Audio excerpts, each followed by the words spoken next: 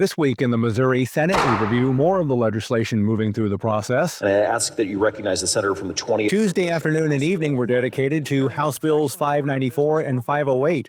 Senator Curtis Trent of Battlefield handles this legislation in the upper chamber, which has already seen discussion on the floor of the Missouri Senate.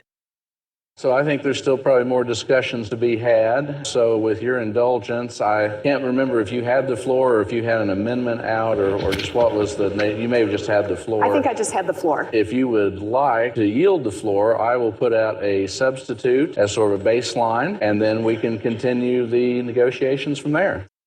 Following more discussion on the floor of the Missouri Senate and a recess for lawmakers to hash things out, House Bills 594 and 508 was laid over for further talks. On Wednesday afternoon, this proposal returned to the floor of the Missouri Senate with new language. During discussion, an amendment was offered, which got the attention of Senator Brian Williams of University City. Wanted to touch bases with you. The amendment that you're offering will have an impact on my district, and I haven't had a chance to really work through that. It kind of caught me off guard a little bit.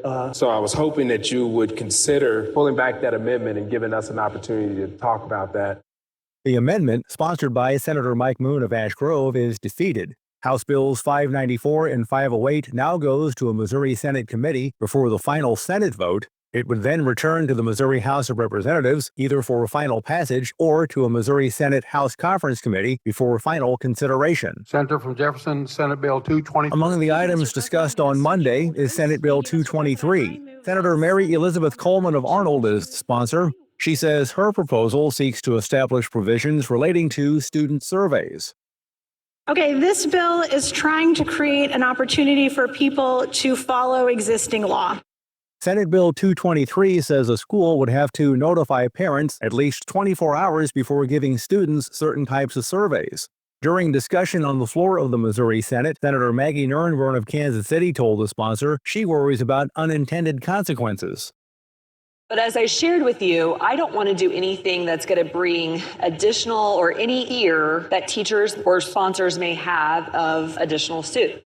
Senate Bill 223 has been set aside for future consideration. This week, the House Budget Committee passed their version of the state's budget. We will be very focused on getting the state's budget balanced. Crafting the state's operating budget is the legislature's only constitutional mandate. Senator Rusty Black of Chillicothe is vice chair of the Missouri Senate Appropriations Committee. He says the state spending plan always starts in the Missouri House of Representatives.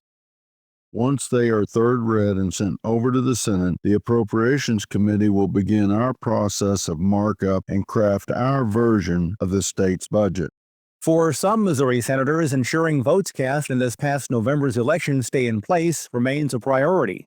Senator Tracy McCreery of St. Louis County says this is her goal with Proposition A, which was a bill that was overwhelmingly approved in the state of Missouri that would allow for paid sick leave, and also it would gradually increase the state's minimum wage.